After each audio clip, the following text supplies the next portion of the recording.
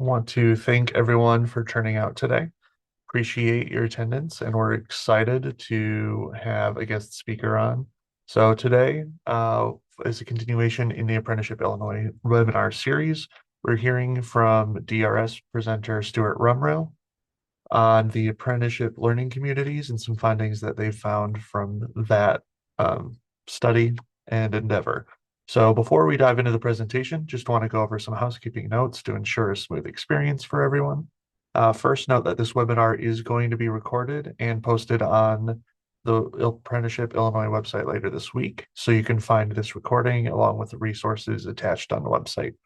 We encourage you to stay on mute to minimize distractions throughout the presentation. If you do have any questions, feel free to throw them in a chat, raise your hand. We can take them as the presentation goes on, or we can answer them at the end. Uh, there will be also a survey after the webinar concludes, and so we greatly appreciate your feedback to let us know if today's session was helpful and if this content was useful to your daily work. Thanks for your attention, and I'm going to open up with a brief poll to see who's in attendance today. Looks like we've got a spread of people from different geographic region across the state, and lots of people from Title One in representing today. So I will go ahead and share those results with everyone so you can take a look, and I will hand it off to Dr. Stewart.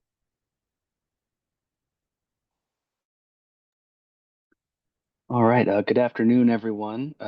Thank you, Nate. Thank you, Jordan, and Jen Foyle, if you're there, for inviting me to join this lunch and learn. I always enjoy doing these lunch and learns for other areas. So I hope you all are comfortable and have some lunch and can relax with me for the next hour or so. A little bit about me. My name is Stuart Rumrill. I am a research evaluation specialist at the University of Illinois Urbana-Champaign, where I work at we have our Department of Health and Kinesiology, and we have a small institute here called the Illinois Institute for Rehabilitation and Employment Research, where we largely focus on individuals with disabilities and help them work and help them return to work. And we have a number of grant-funded projects that we're working on there, one of which is called the SWITC program, the Subminimum Wage to Competitive Integrated Employment Program, where we're helping young adults with disabilities working in 14C sheltered workshops for subminimum pay, helping them transition to a competitive employment type setting. And also, with the recent passage of the Dignity and Pay Act, those sheltered workshops are beginning to phase out. We have partnered with 6 agencies across the state, and they are transitioning their facility to a customized employment setting. So our target is twofold. The consumers making the transition and the employers providers making the transition. So, for instance, I work on the evaluation team.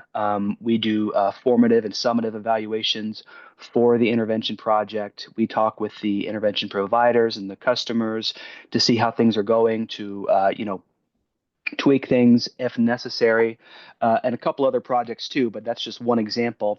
That's about 50% of how I spend my time. The other 50%, I would say, is under the VRTAC QE project, the Vocational Rehabilitation Technical Assistance Center on Quality Employment, or QE as it's briefly called.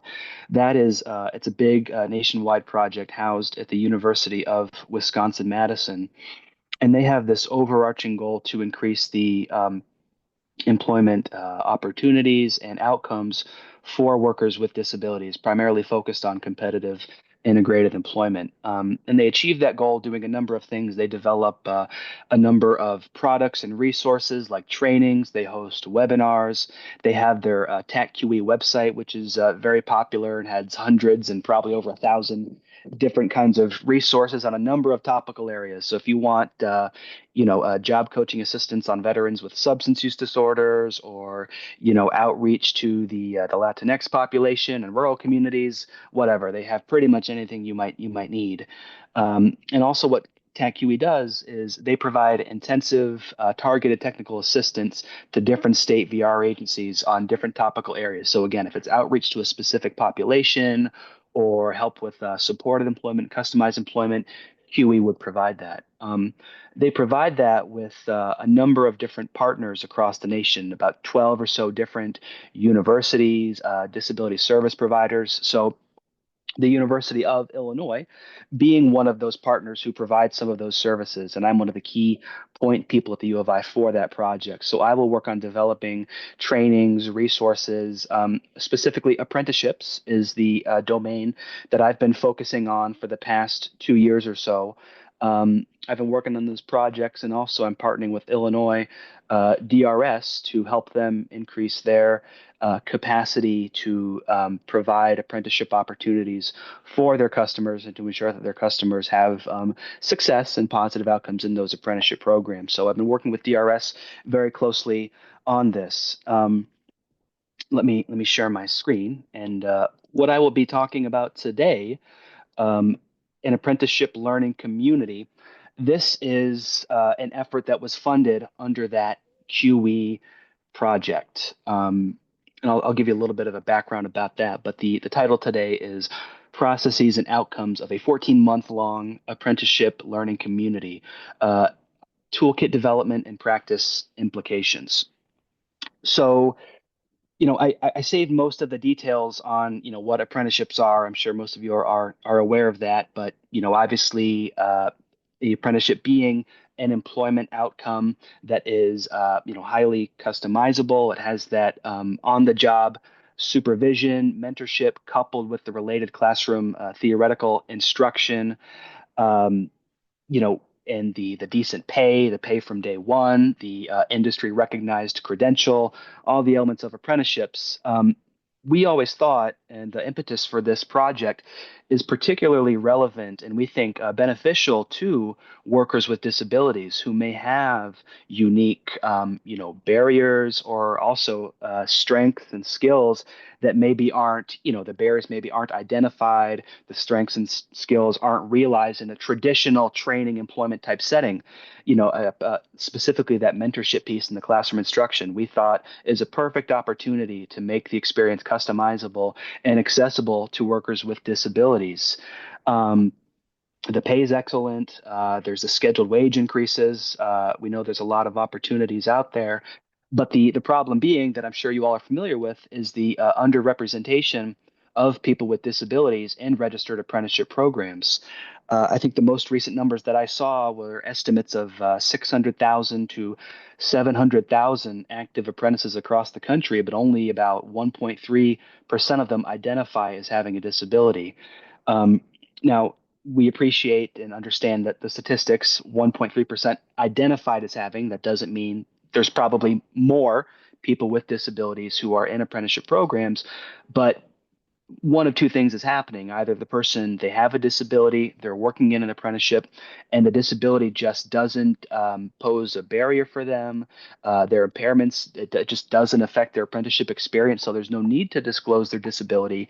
But based on my conversations I've had with people in this work group, other learning communities, it seems that there's a large number, or at least a significant number, of workers with disabilities. They're in an apprenticeship program or they want to go through an apprenticeship program, but they haven't disclosed their disability. And they're suffering because of it. They're having a hard time accessing programs. They're having a hard time being happy and successful once they do enroll in an apprenticeship program. So all that considered, and the fact that we want to increase disability representation in apprenticeships, we want to offer this, wonderful opportunity to workers with disabilities was really the impetus for this group and for this endeavor.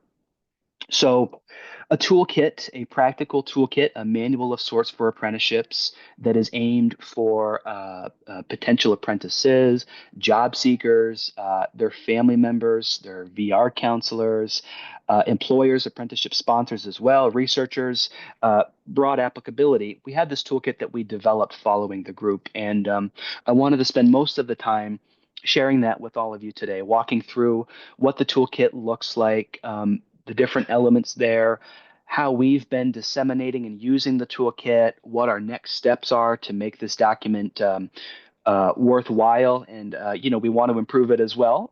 We completed it about maybe 9 or 10 months ago, and we've gotten a lot of helpful feedback on it. And I certainly welcome that and will ask it from all of you as well. But I'll talk about the toolkit. You all have access to it. Um, we'll provide that in the chat, and again, I'll walk you through it physically here. But before I do that, I did want to give an overview of the just the learning community, just how we ran it, how it came to develop this toolkit, and I want to give you some background information on who the participants were. So if you decide to use this toolkit, if you decide to distribute it, you know where the information came from, and you know how it all got here. So I'll try to be relatively brief, maybe take me about 15 minutes or so, but I think that background information is important and shed some light on why we made the decisions we did and why the toolkit looks the way it does. Um, so usually, we have a number of these webinars on different topics that we will develop and that we will present to the broader QE community. They have, gosh, I don't know the number, but certainly hundreds and maybe even thousands of people on their listserv who follow the QE Center. They receive the materials. They have access to the website. And let me put the website in the chat just in case those of you aren't familiar or don't have it. But thank you, Jordan. You just put the link to the toolkit itself.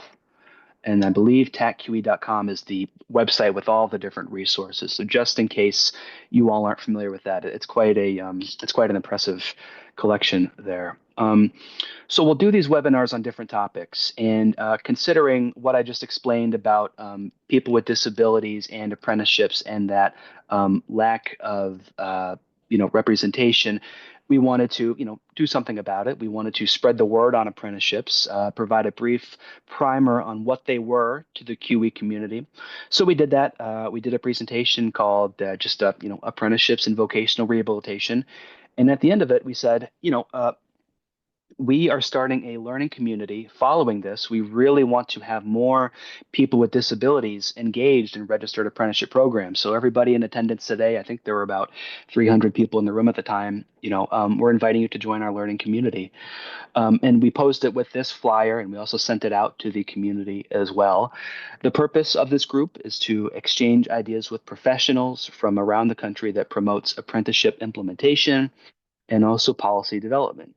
Participants will collaborate on the creation of an apprenticeship toolkit that will be for use by state VR agencies to include maybe, but not limited to, or maybe not a comprehensive list, but apprenticeship infrastructure development, talking about how we can support employers and VR's, business services teams, how they can be integrated as well and supported, strategies for collaborating with, say, the State Office of Apprenticeships and other key stakeholders, talk about apprenticeship grant funding opportunities, and also the document, the toolkit would include resources and information to equip VR counselors with the tools to prepare their customers for both, pre-apprenticeships, for those who maybe need the extra training or the extra, boost, if you will, and then also registered apprenticeships.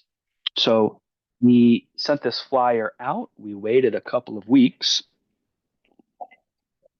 and people who were interested, there was a brief screener. It really wasn't an application, but I just call them applicants just for convenience. We just simply asked everybody there, what's your name, email address, and just your organization and your title. The title could have been something professional. There was a drop down item for VR counselors, VR supervisors, not just professionals, but people with disabilities, or maybe you're a parent or a family member of a person with disability. We wanted to get a well rounded group. Um, we ultimately received about 65 applicants, which we were very happy with.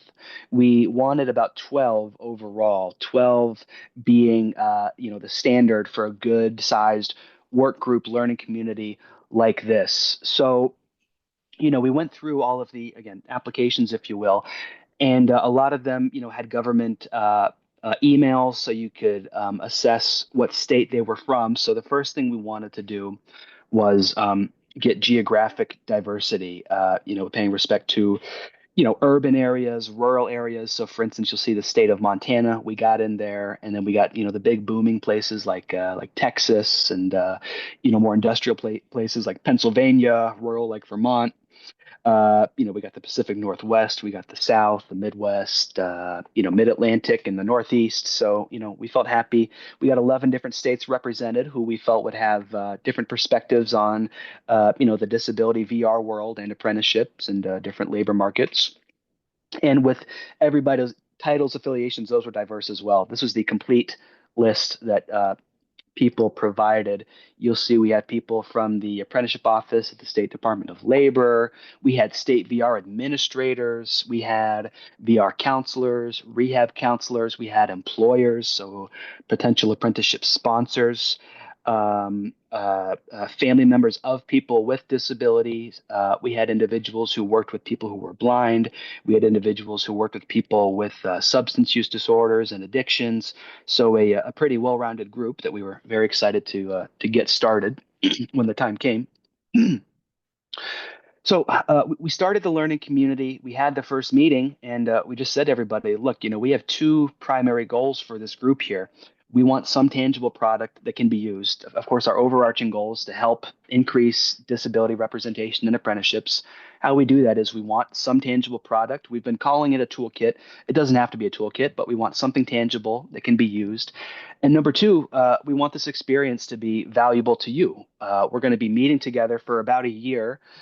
We don't want this to be a waste of your time. We want it to be fun. We want you guys to stick around because, in a lot of these work groups too, I know there's some attrition and people end up dropping off. So those were really the only two key things we focused on. And obviously, it would all surround apprenticeships. The product ultimately came to be an apprenticeship toolkit, which was designated for nationwide use by employers, VR staff, and apprenticeship customers and their supports. So you'll see when I go through the toolkit itself, it's broad enough to address all these areas, but specific enough as well to there's certain sections where it addresses specific needs of each of these parties. And again, nationwide as well. If it was something more state specific, it would look a bit different, realizing how different states work. So, had to be general enough, which was a challenge to us. The logistics of the community, obviously people were across the country. So we met over Zoom. We met 13 times as a large group over a 14-month period. We met once a month for 1 hour at a time. Later on, people split up into subgroups to handle, different tasks of developing the toolkit. We had 11 of those meetings, so nearly 25 meetings overall to get this toolkit put together. And the last thing I wanted to emphasize is that the facilitators of the group, it was myself and two of my colleagues at the U of I, named Brian Austin and Jim Knopf. You know, uh, we were very deliberate in our approach. We were the facilitators. Sessions were very much owned by the membership, the creative ideas and the content, largely developed by the group members. It was very important to us that it be developed by them. We edited and we vetted for quality and we provided feedback and suggestions, but our role was largely leading the conversation and making sure things stayed on track. Sometimes if it would go on a little too long and it would turn into a gripe session, we would gently kind of get people back on track. But our role here was primarily observers and then at the end organizing all of this information and distributing it. All right, not bad. Okay, so that is the background of the learning community itself. Um, as we had several meetings, loose structure at first, we would just talk about people's experiences with apprenticeships. We would talk about barriers and problems that people think are out there. Again, we let people gripe and complain to some degree, but we wanted to turn that into meaningful, actionable solutions. So after about maybe 4 or 5 meetings or so, we spent several hours talking about apprenticeships and disability. We thought, okay, it's time to move forward here, and I think stop talking so much. So we reviewed all of the meeting notes. We took very detailed notes at each meeting, and we reviewed each notes and thought, okay, what are some of the common themes here, the common problems that we can solve, things that keep coming up, and there were three of them that we identified pretty quickly because they were so prevalent. Number one, just an overall lack of knowledge of apprenticeships. probably half of the people in the group barely even knew what apprenticeships were. They joined because they were intrigued by our presentation and they wanted to learn more about it. And I think this is something that is common in the field of VR and disability. Not too long ago, I was reading like a systematic review evaluating different employment interventions like supported employment, customized employment, apprenticeships, and a couple others, and they're providing the results. And they said, there weren't enough articles on apprenticeships. We couldn't even give you results on this section because no one's really writing about them. No one's really doing them. So, and that became obvious too in the meetings. People were saying that, uh, from not knowing what an apprenticeship is to how long it is to where to find opportunities. You have a counselor tries to propose it or advertise it to a customer, and they hear the word the apprenticeship and they think it just means that they're going to school again, so it can turn some people off. But that lack of knowledge of apprenticeships, that being foundational, we thought that was the biggest problem that we wanted to address with the toolkit. The second issue that a lot of people complained about was issues with collaboration. We have the state office of apprenticeships, we have the state VR counselors, if that's who they use, we have the apprentice, we have the employer and the sponsor, you have the community college or whoever it is providing the related classroom instruction. There's a lot of key parties here that need to collaborate and coordinate to make this work for the apprentice and the employer too.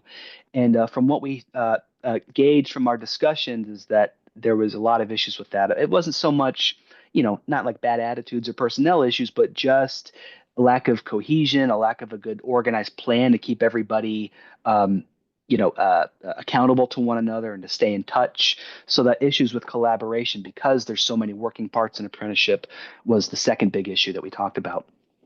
And the number three, that disability identification disclosure, like I talked about at the beginning. Many people in this group, well, they knew the people that they worked with, hadn't disclosed their disability to an employer. And, to get an accommodation that can be really helpful, or just generally, it's sometimes good practice to let your employer know if you have a disability. So people not knowing how to disclose, not if they should disclose, what that looks like, that came up as another significant issue. So those were the three issues that we wanted to focus on with the toolkit, and we turned those three issues into four sections of the toolkit.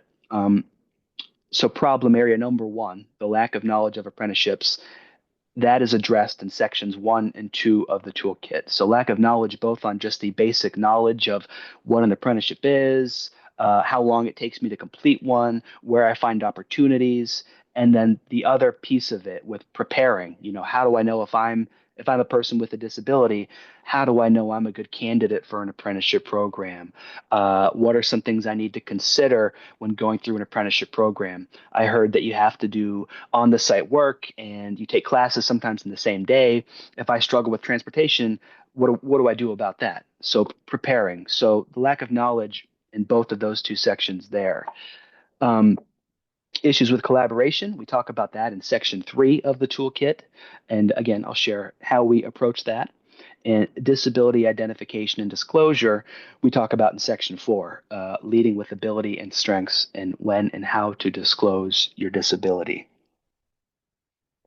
So the full title of the toolkit, we called it, was Apprenticeships, Key Information, Timeline of Events, and Strategies for Enhanced Collaboration. So we wanted that to be pretty straightforward so people know what they're getting in the toolkit. We had those 4 sections. We split members up into 3 subgroups to work on and develop the content in each of those sections. We had people rank their interest. What's the most interesting to you? Is it the lack of information? Is it the collaboration piece or the disclosure piece? Everybody got their top choice. Subgroups met on average, or ranging from 1 to 5 times to develop the content. They would provide rough drafts, work independently. We would bring them back to that larger group monthly meeting to, edit and provide further feedback. So there were several rounds of revisions that happened before we had the final product, and the whole group, every member individually took it home, provided their edits and feedback, and we got a comprehensive product at the end that everybody equally contributed to. Um, Now, I'm going to stop sharing my PowerPoint and I'm going to open a PDF document to show you all and walk you through what the toolkit looks like. While I do that, are there any questions so far about how this group was ran or who these folks were, or just anything else about the group so far?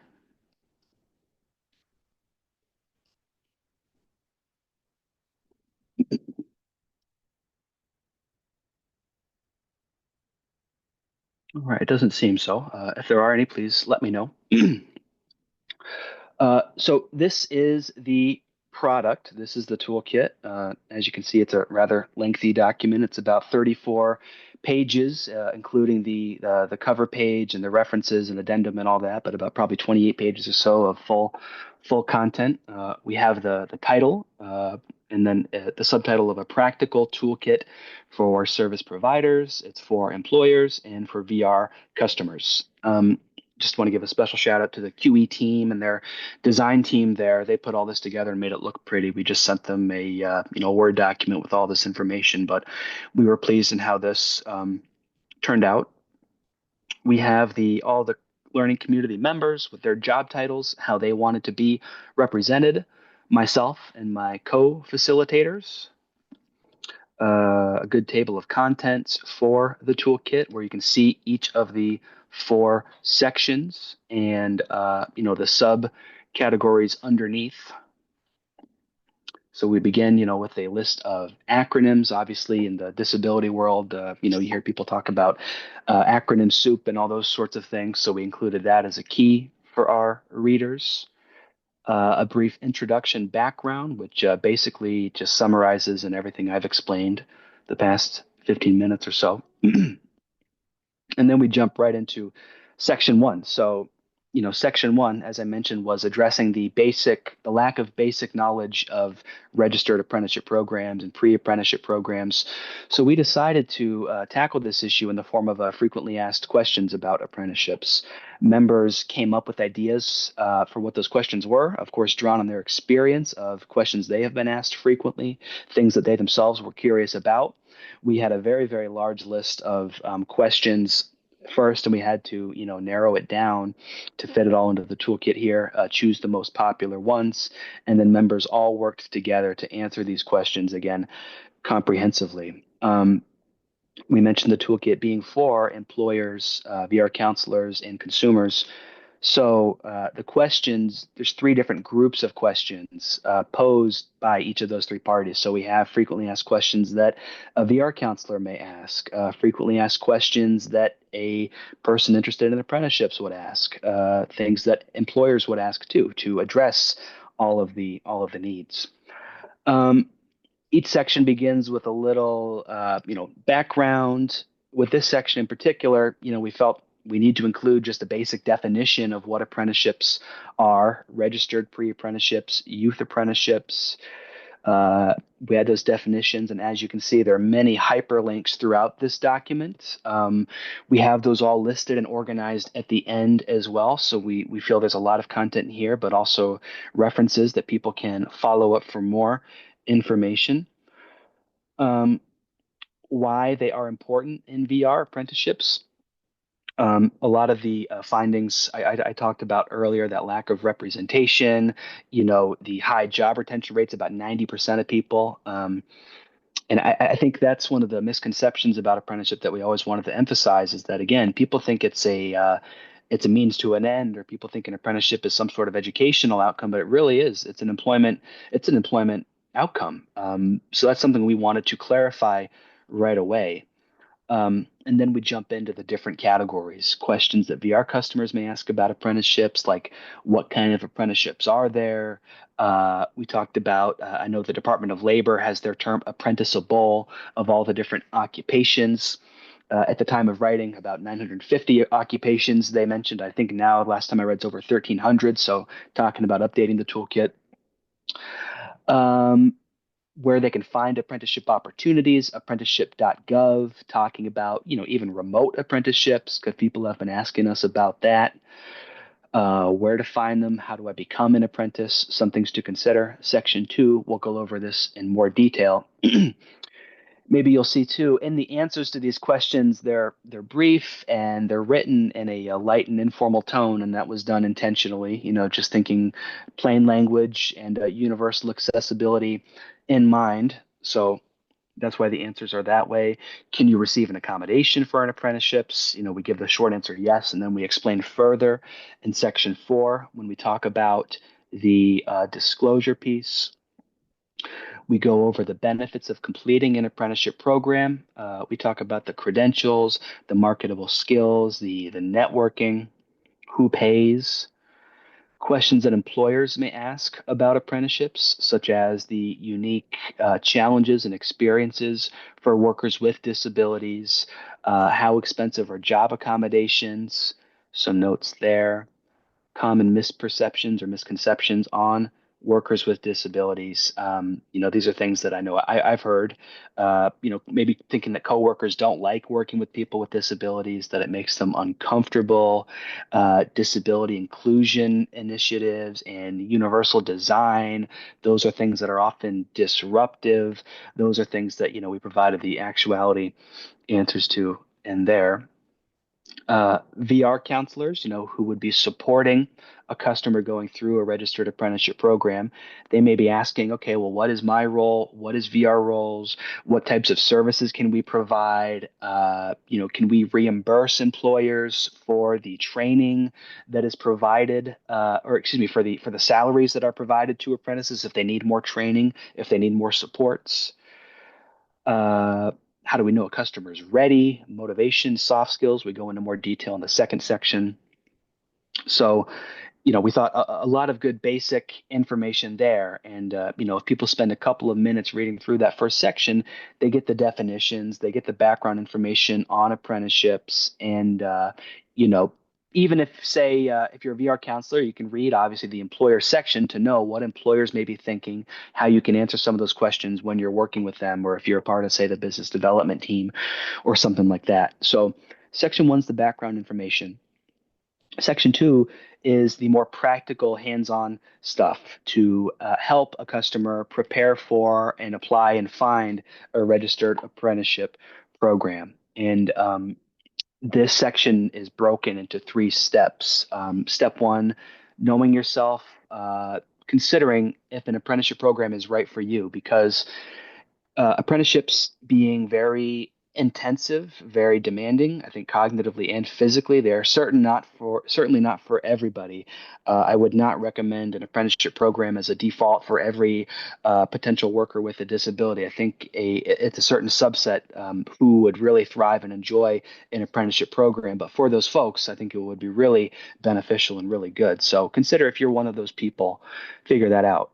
Number 2, considering the resources that you have. If you have support system, if you have accommodations or assistive technology that you use.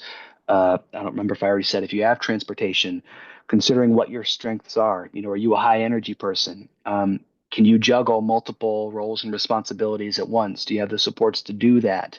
Other needs that you have. Do you need accommodations? And then finally, step 3, applying.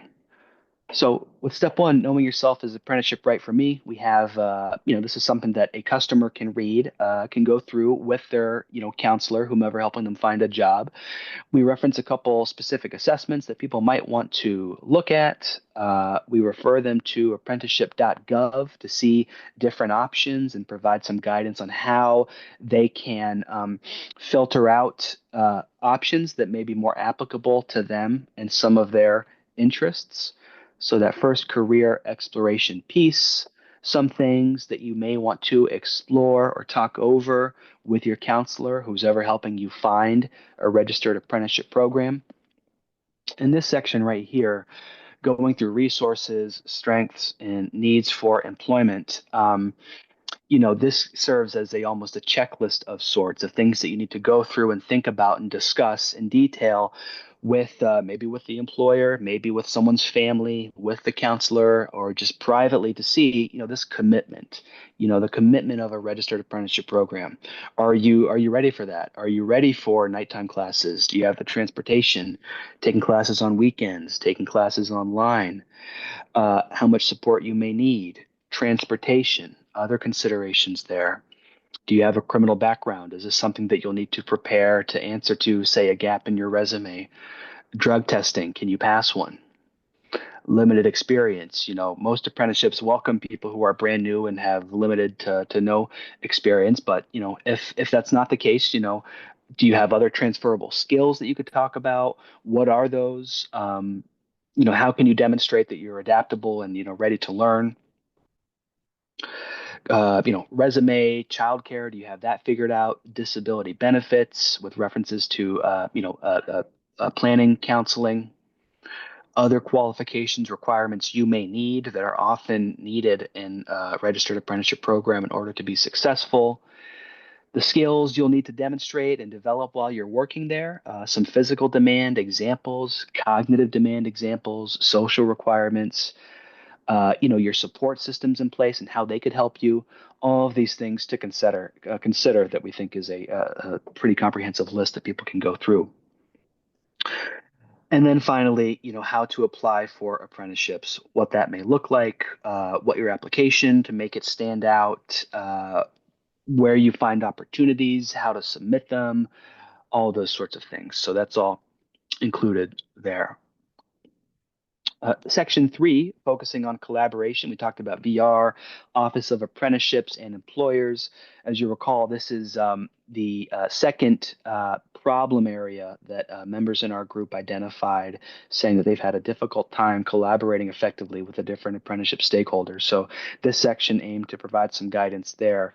We did that by first beginning with a definition of the different entities and their roles, what exactly they do.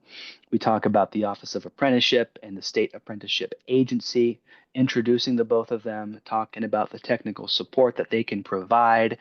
We have a brief table comparing a little bit what they do in regards to apprenticeship registration, who their staff are, what the documentation is like, the Rapids or the other data systems, what they both use. So some key, differences with how they approach things.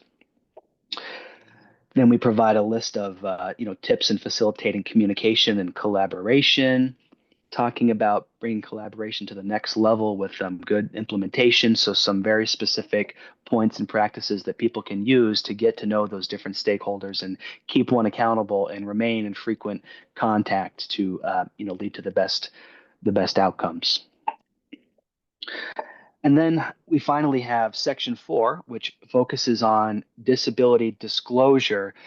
And now, maybe you've already noticed so far, but as I mentioned, each of the 4 sections of the toolkit was developed by subgroups, primarily of the whole group, and then they came together. But you'll see, different styles and approaches in each of the 4 sections. And as we reviewed and compiled things at the end, we tried to get some consistency, but the uniqueness of everybody's approach really shines through. And perhaps it's a good thing, perhaps it's a bad thing. I personally think it keeps the toolkit engaging and exciting. But this section in particular, with the disability disclosure, it's broken up differently. There's several different subsections that I think makes it pretty interesting, but approaches all of the different angles and areas of disability disclosure. Going through how to do it, just some general guidelines. We talk about some specific steps.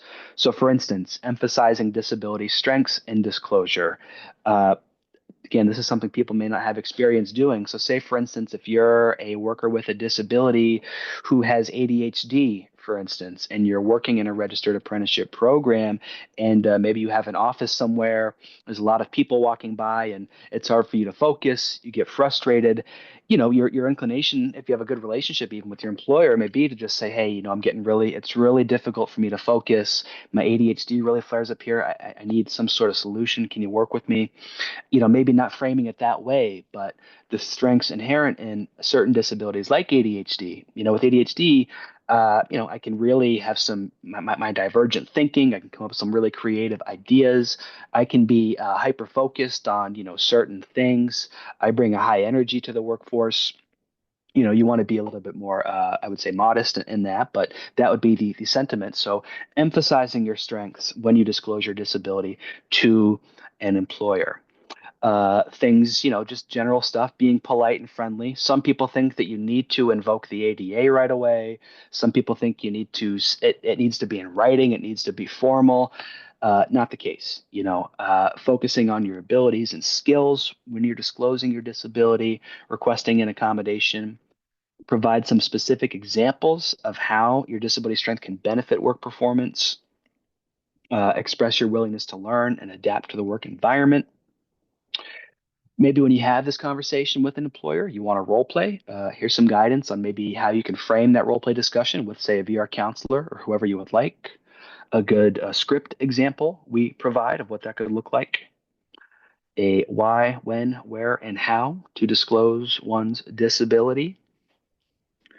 Brief, accessible, specific steps to take that you can follow, linearly with different references there, such as the Job Accommodation Network, which is a really great resource for identifying specific job accommodations.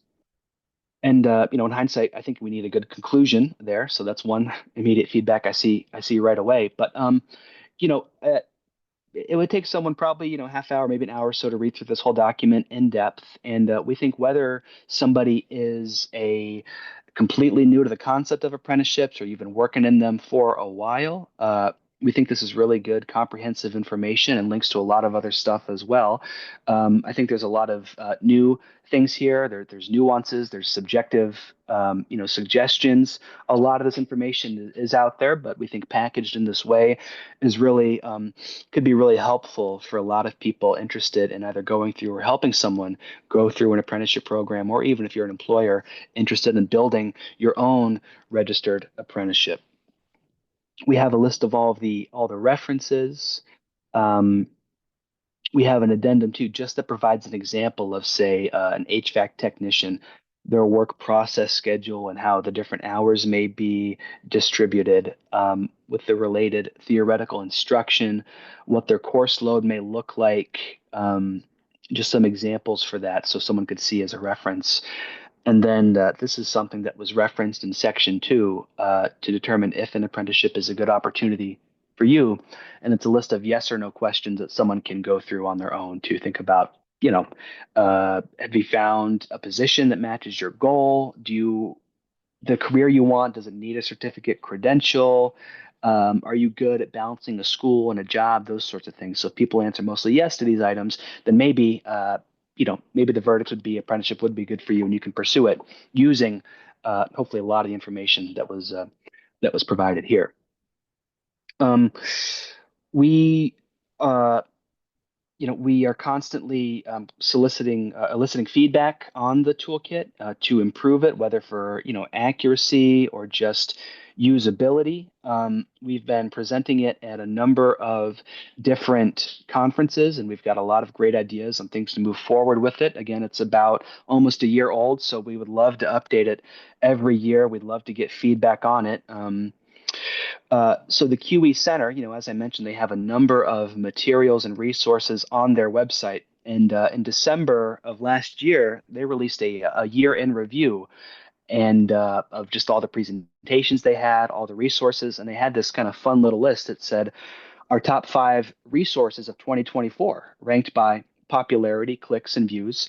And out of all the hundreds of documents and presentations that the QE puts out, this toolkit was ranked at number 2. So, meaning people haven't said how much they liked it, but at least it's getting the most views and clicks. And so we take that as people are very interested, at least in apprenticeships, and they're looking to this toolkit. So we've had many eyes on it, but we're continually, wanting feedback on if it's useful, what else we can do with it. So before I jump into talking about things that we're doing right now to keep it alive, to improve it, are there any reactions to this? Again, I'm certainly not sensitive about it. If you have feedback on how it can be used, I'd be more than happy to hear it, or ideas for distributing. You will all have access to this, so if nothing comes to you right away, please email me and my team. But any comments right away about this and how maybe it could be used, or just anything? I think Bonnie has a question in the chat asking if she can forward to her VR contacts in the region. They're members of the business service team committee in their region. Absolutely. Yeah, take it, use it how you wish, forward it to whoever you want. There's no, permissions that need to be acquired or no proprietary, nothing like that. So yes, please share it as widely as you'd like.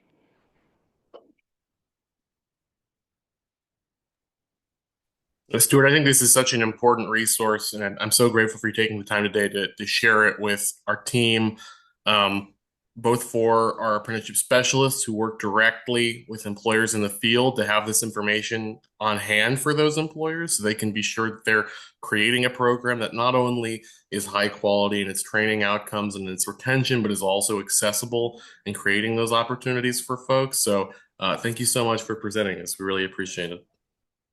Sure, sure. Thank you. Anyone else have any questions? Again, the slides will be posted online later. Dr. Rumril's email is in the chat, and along with a couple links that he shared as well. Um, has this been resource been shared with high school counselors across the state? Um, Yes, indirectly. We part of our initiatives to get this out is we've been attending a number of different conferences across the state, mostly, but across the country as well. We just got back from Savannah, Georgia, a couple weeks ago. We've went to Wisconsin. We're going to Hawaii in a couple of weeks. We have gone to several conferences in the Illinois area, such as special education conferences where we share the toolkit, and we talked about apprenticeships and how that may be good for special education students with disabilities. But we'd love to get it out on some broader listserv there. Of course, there's the QE, but that's a more national resource. But getting it to the state, we would like to do as well. Yep. Awesome. And with that, we can go ahead and wrap up today's session a little bit early. Thank you all for participating. Thank you, Stuart, for volunteering your time and presenting on this awesome resource. And hope to see you all next week. Thanks, everybody. And please email me if you have any questions or comments. I'd love to hear from you. Appreciate it.